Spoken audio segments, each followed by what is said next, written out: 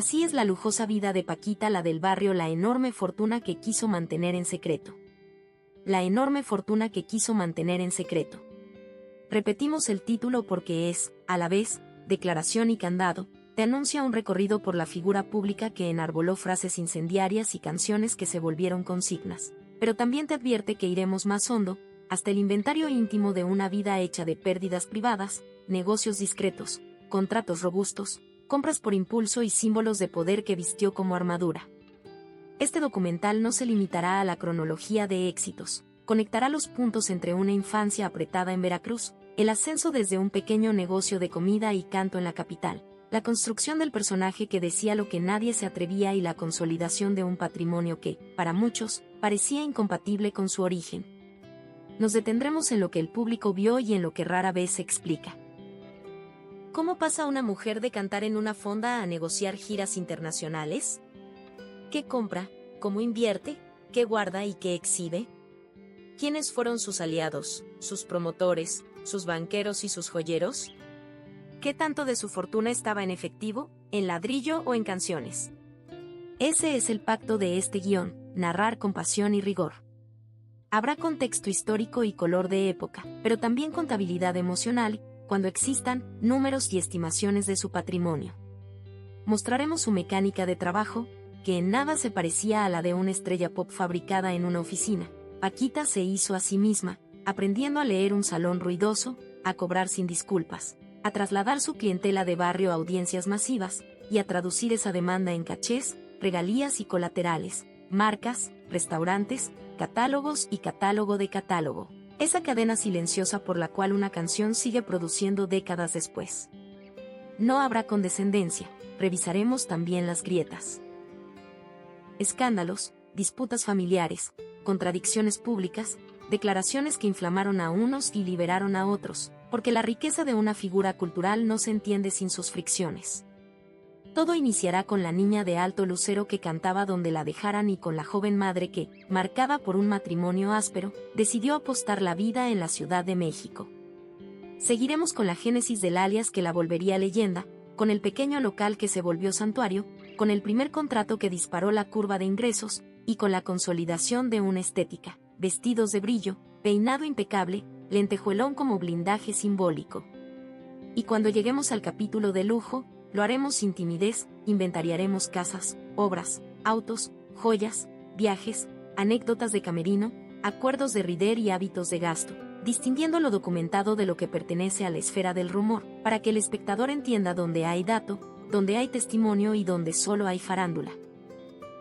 También, inevitablemente, abordaremos su última etapa, la salud quebrantada, la voluntad de seguir cantando aún sentada y el adiós que conmovió a México entero, con el cortejo fúnebre que volvió a cruzar la ciudad donde se hizo mito y el retorno simbólico al restaurante que fue su trinchera original. Ese cierre, con la multitud coreando Rata de dos patas, fue tanto un funeral como una auditoría emocional del país. Infancia en Veracruz, la escuela de la carencia y el oído entrenado. Francisca Viveros Barradas nació el 2 de abril de 1947 en Alto Lucero, Veracruz. Creció en un entorno de trabajo tempranero y cuentas apretadas, de radios compartidos y patios donde la música no era un lujo sino un modo de compañía. En esa casa de valores estrictos, la niña aprendió que la disciplina precede al sueño. Antes de imaginarse escenarios, había que resolver el día a día.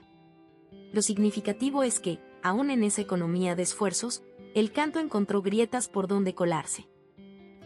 Festivales escolares, reuniones familiares, celebraciones de barrio. Su timbre grave, inusual en una niña, llamó la atención por su proyección natural, por la forma en que articulaba la emoción sin adulterarla. A esa primera educación sentimental la sostuvo otra, más áspera, la escolaridad corta y la urgencia de trabajar pronto.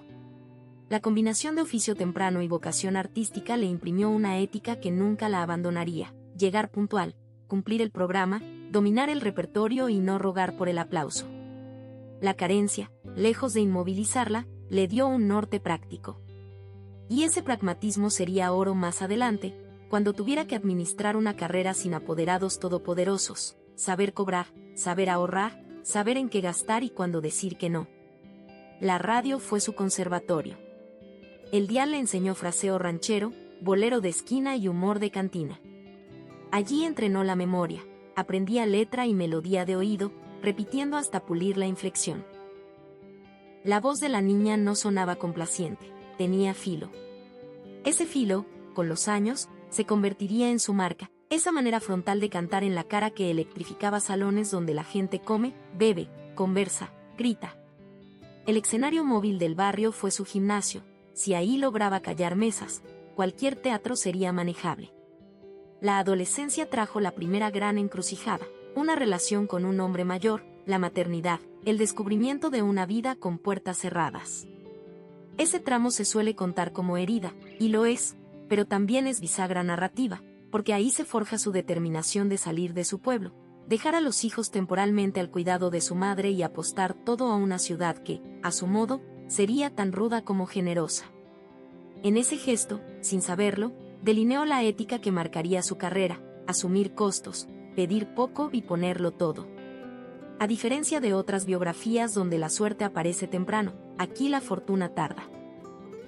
Primero hay trabajos sueltos, oficios modestos, ofensas tragadas y puertas que no se abren. Pero lo esencial no cambia: canto y trabajo como binomio, práctica y paciencia. Cuando una figura pública se vuelve millonaria con ese antecedente, conviene recordar este capítulo para entender sus hábitos de gasto. Quien creció con lista de carencias no compra por capricho ciego, compra por símbolo, por audiencia, por poder de negociación. Eso explicará, décadas más tarde, su gusto por cierto tipo de vestidos, sus joyas como emblema y sus inversiones más seguras en ladrillo. Veracruz queda entonces instalado como mito de origen: la niña que cantaba sin micrófono, la joven que supo irse a tiempo, la mujer que hizo de la necesidad un carácter. Ese carácter, el que sostiene una noche entera en un salón difícil, será la verdadera fuente de sus ingresos futuros, más que cualquier golpe publicitario. Éxodo a Ciudad de México y nacimiento del bastión, la era de Casa Paquita. La capital la recibió como recibe a todos, sin promesas. Para ganar el día, Francisca levanta una fonda modesta donde, además de cocinar y administrar, canta. No es un concepto temático pensado por mercadólogos, es una solución práctica. La comida atrae gente a la hora de la comida, el canto la retiene y la convierte en clientela. Ese cruce de oficio y escenario origina Casa Paquita, que en poco tiempo se vuelve más que un comedor. Es un foro de barrio donde la voz de una mujer, a contrapelo del ruido, impone silencio. La prensa, años después, hablaría de ese local como la cuna del símbolo. La gente del rumbo, simplemente, lo recuerda como el sitio donde Paquita hacía suyo el salón a puro pulmón. El clima de la colonia Guerrero, vivo, áspero, intensamente popular, le da un laboratorio incomparable. Ahí entiende el tempo del salón, la temperatura de una mesa, la utilidad de un remate verbal contundente, la gramática de la mirada al cliente para remachar una estrofa. En términos profesionales, aprende a dirigir escenas sin escenografía. Y todo eso, poco medible en una hoja de Excel, se traduce después en demanda.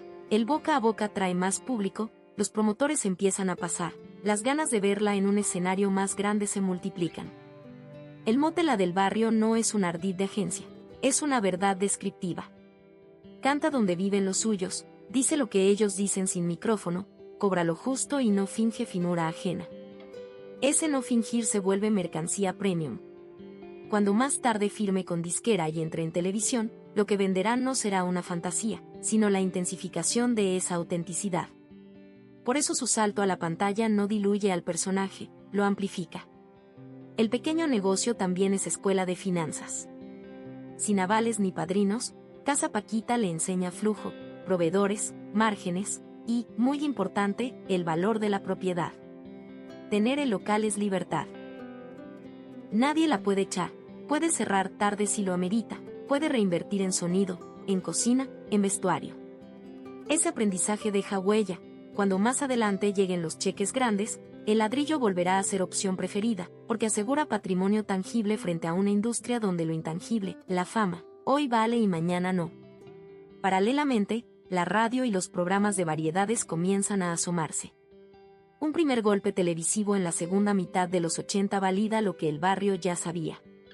La disquera llega por añadidura, y con ella contratos, repertorio, arreglistas, fotógrafos. Nada de eso borra el origen, al contrario, lo profesionaliza. El fraseo se pule, el vestuario se vuelve emblema, las frases lapidarias pasan del salón a la nación. Esa traslación es el origen del negocio grande. El capítulo se cierra con una escena cierta.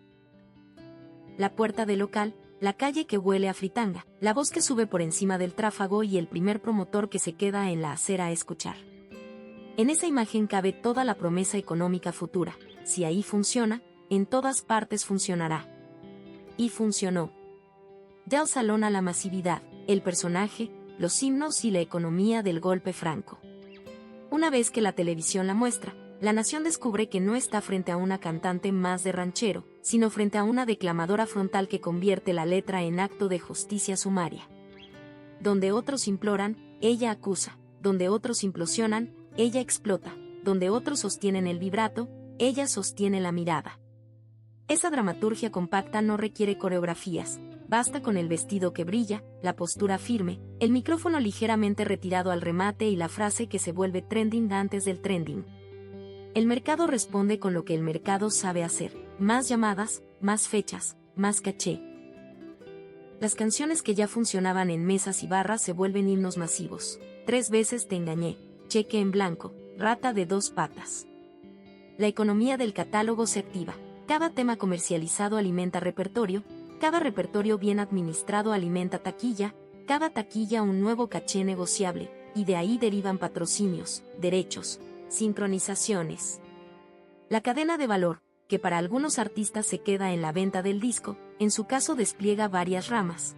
Presentaciones en plazas de Estados Unidos con diáspora mexicana, giras en teatros que prefieren el espectáculo completo, mariachi, norteño, banda, y la construcción de una marca que empieza a tener valor por sí misma. Ese ascenso no está exento de polémicas. Sus letras, celebradas por una multitud que encuentra por fin quien les diga su verdad, irritan a sectores acostumbrados a que la canción ranchera lamente sin señalar. Ella se mantiene en su carril, no insulto, digo lo que otros callan. En términos de mercado, la controversia no la disminuye, la potencia. Los medios piden entrevistas, la figura se vuelve ubicua, y su imagen, mujer con temple que no se dobla, se instala en la cultura popular como arquetipo. En paralelo, comienzan los reconocimientos formales y las distinciones de industria.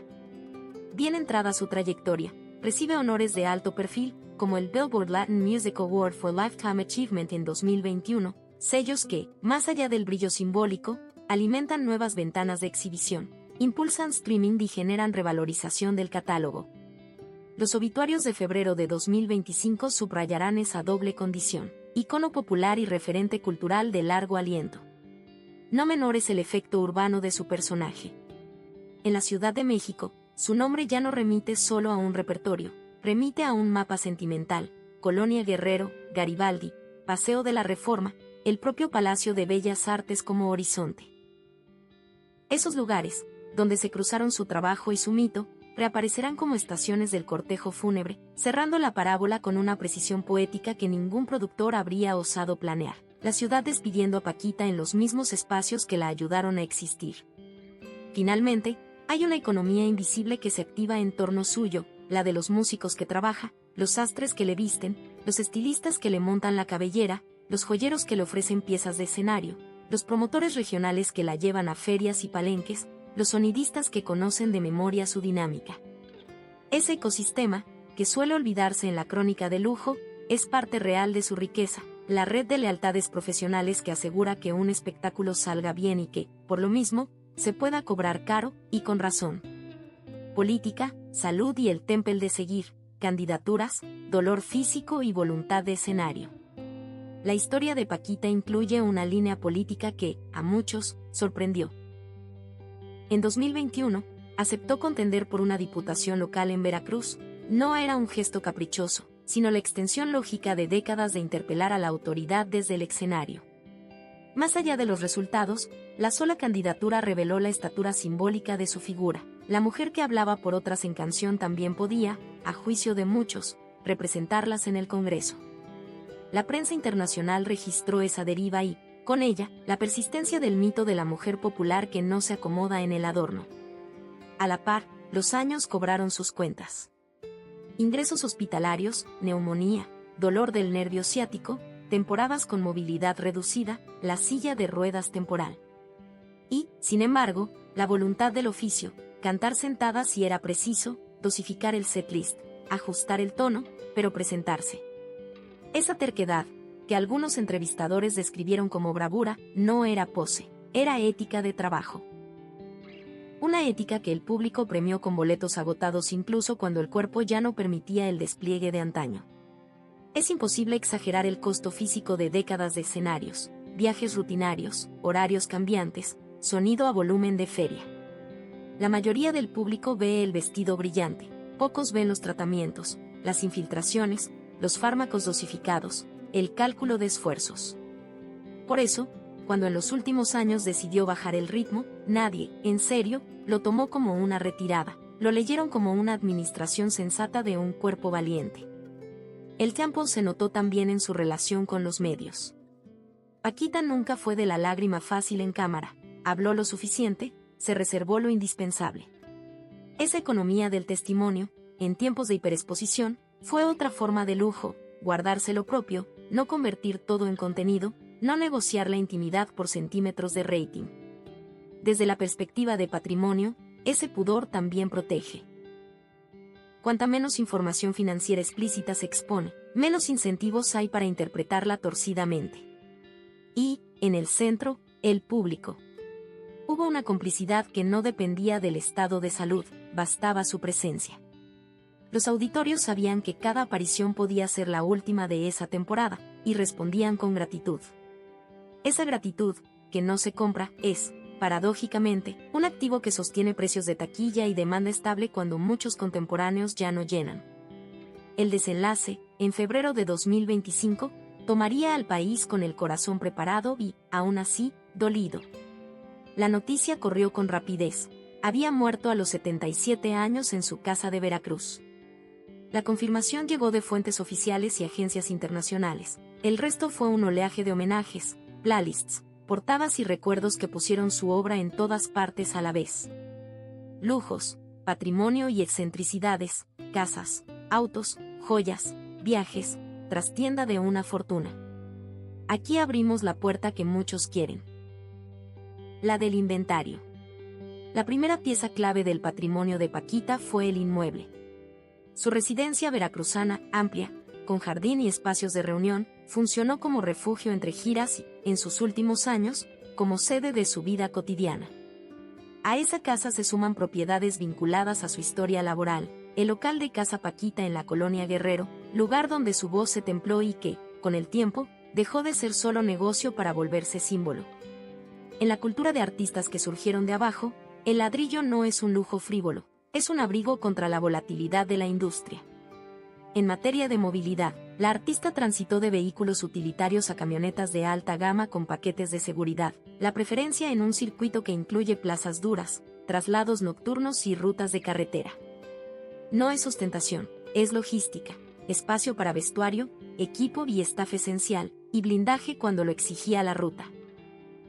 En trayectos internacionales, la práctica estándar fueron vuelos comerciales de clase ejecutiva cuando el tiempo de conexión lo imponía, y charters puntuales para saltos cortos entre fechas en Estados Unidos. Ese ecosistema de traslados, entendido por cualquiera que haya trabajado palenques y ferias, explica por qué los gastos de transporte se mantienen entre las primeras líneas del presupuesto de gira. El vestuario es su lujo más visible. Los trajes bordados, las lentejuelas, los apliques metálicos, el brillo frontal, eso que a veces la crítica desestima, son, en su caso, mercancía, le distinguen, le protegen y le resumen. Paquita invirtió durante décadas en piezas hechas a medida, resistente a modas acusadas de minimalistas, como si su brillo pudiera traducirse a una sobriedad de alfombra. No, su estética respondía a su teatro, cantina, palenque, salón, y ese teatro exige saturación visual. Detrás de cada traje hay costureras, patronistas, cristales por miles. Son vestidos que cuestan, sí, pero, sobre todo, rinden, multiplican la memoria de quien la vio en vivo y sostienen el valor de boleto. La joyería fue otra firma, pendientes, collares, sortijas de cena que no pedían discreción. Aquí conviene distinguir entre la joya de inversión, oro y piedras con valor intrínseco, que funcionan como resguardo, y la joya de show, más voluminosa, a veces menos noble en material, pero apabullante en escena. Paquita jugó en ambos lados. Colección personal sólida, una vieja escuela de ahorro que muchos artistas de su generación siguieron, y piezas monumentales para el performance. Esa dualidad explica que, cuando algunos medios intentan calcular fortuna, la cifra oscile tanto. Mezclar joya inversión con joya escena desordena cualquier balance. ¿Y los números? En vida, Paquita ironizaba con su dinero, restaba importancia, se declaraba sencilla.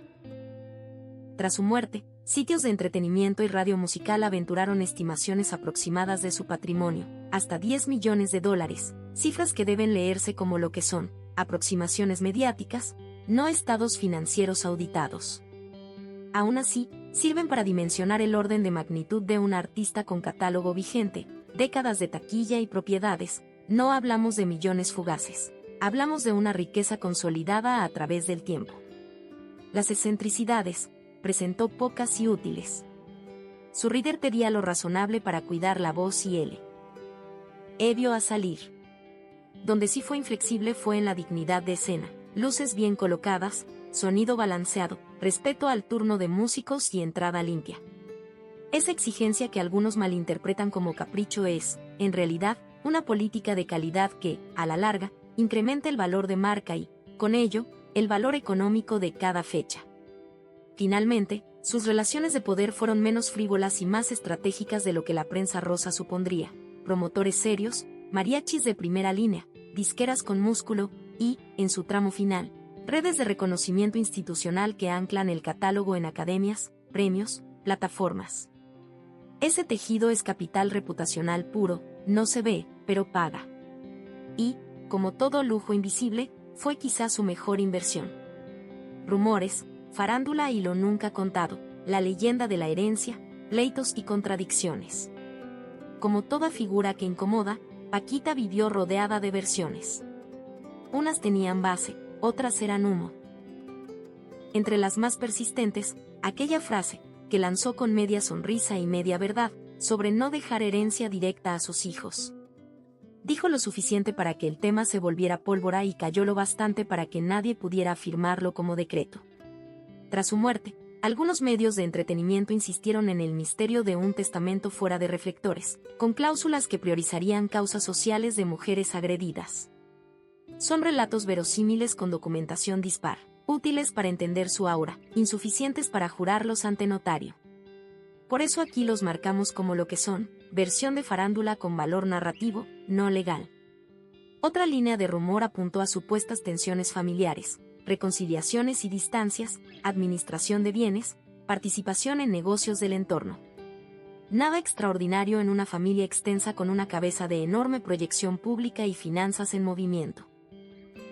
La experiencia con decenas de artistas indica que, a más patrimonio, más interpretaciones, la prudencia exige no convertir cada silencio en pleito. Paquita, por su parte, volvió a elegir callar, dejar que el trabajo hablara. También hubo quienes cuestionaron sus letras como ofensivas hacia los hombres. Es debate viejo y fértil. ¿En qué punto la canción deja de ser desahogo para ser agravio? La respuesta social, vista a la distancia, es clara. Las cantinas la siguieron programando, los hombres la corearon con sorna y complicidad, y las mujeres la adoptaron como escudo. En términos culturales, la polémica la mantuvo vigente y, en términos económicos, consolidó una base de público que convertía cada bar en coro. Lo nunca contado, en tono de nota roja, agregó supuestos problemas económicos en algún punto de su carrera, a pesar de los ingresos. Nada más normal, carreras largas tienen curvas. Lo que importa es el manejo del bache, y Paquita lo sorteó con contratos, fechas y venta de catálogo en temporadas específicas. Una estrella no se mide por una cuenta bancaria inmóvil, sino por su capacidad de generar flujo en el tiempo. Otra pieza del rompecabezas es la gestión de su imagen. A diferencia de otros artistas, no explotó su vida privada en revistas. Esa contención generó, por paradoja, más conjeturas. Si no lo dice, ¿qué esconderá? La respuesta menos espectacular es también la más cierta, guardaba para sí lo que no quería vender. Ese lujo de silencio, en pleno siglo de la sobreexposición, es quizás el gesto más caro que puede pagarse un artista. Y, para cerrar este capítulo, una precisión: buena parte del mito post-mortem se edificó en el cortejo fúnebre. La ciudad, de nuevo, como escenario, la urna, la misa, Garibaldi, Bellas Artes, Reforma, Casa Paquita recibiendo sus cenizas. Ahí, la farándula se reconcilió por un día con la gratitud, el morbo se quedó fuera.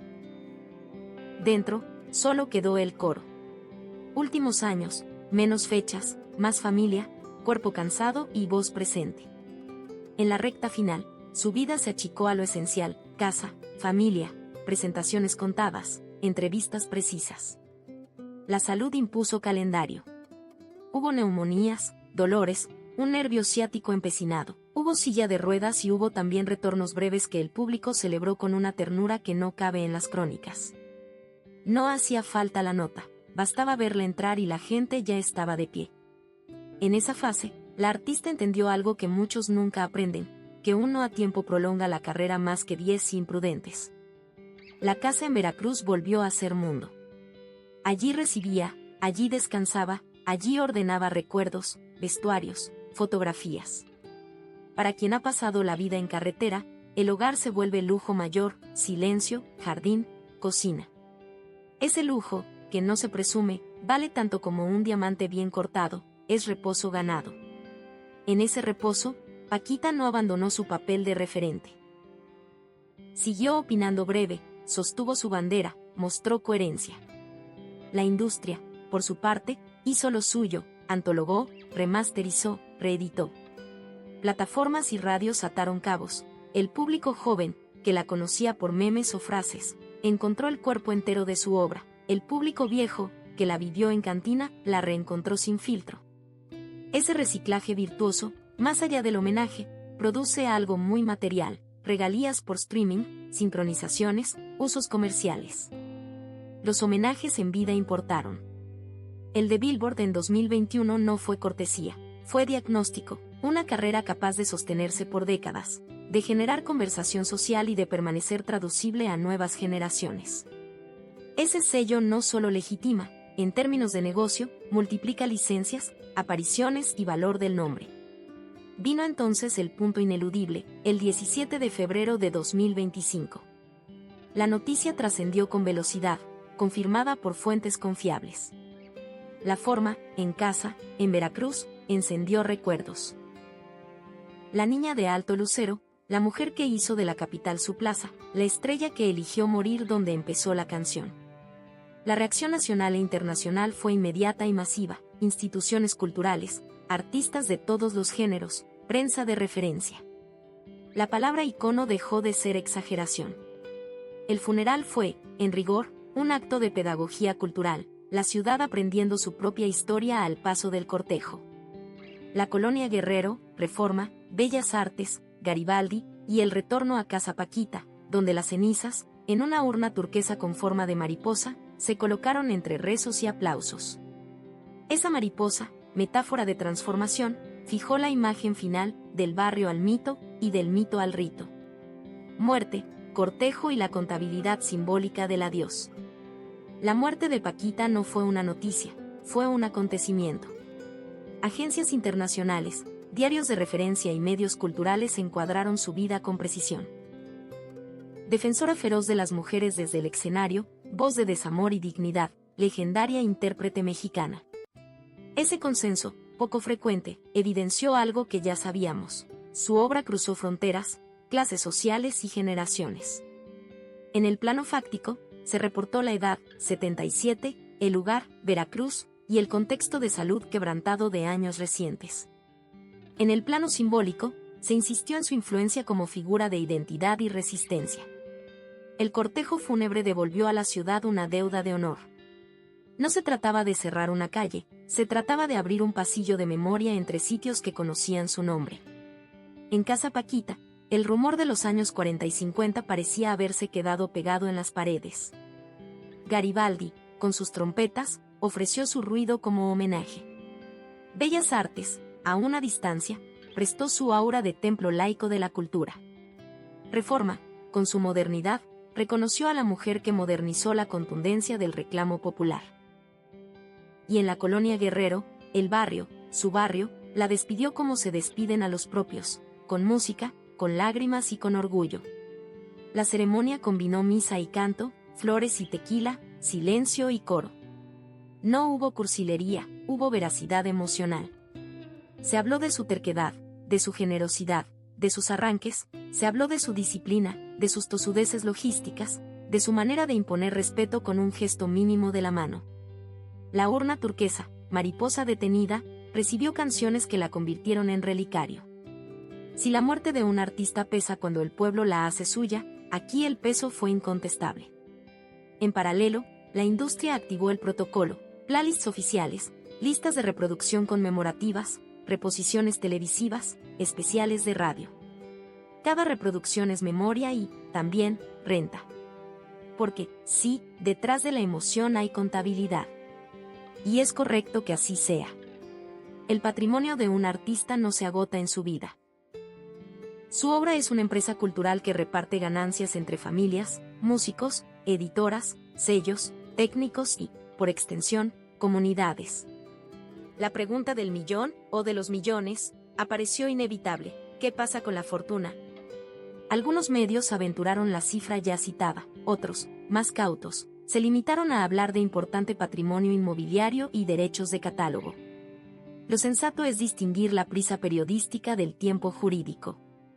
Lo segundo tarda, y, tratándose de una figura nacional, tardará, porque la administración de un legado exige paciencia, inventario, peritajes.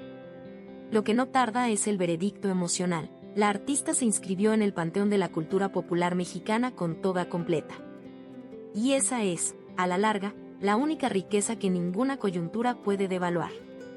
Post-mortem, administración de legado, herencias, derechos y la economía de la memoria. Cuando un artista muere, se abren dos contabilidades. La primera es la de la herencia.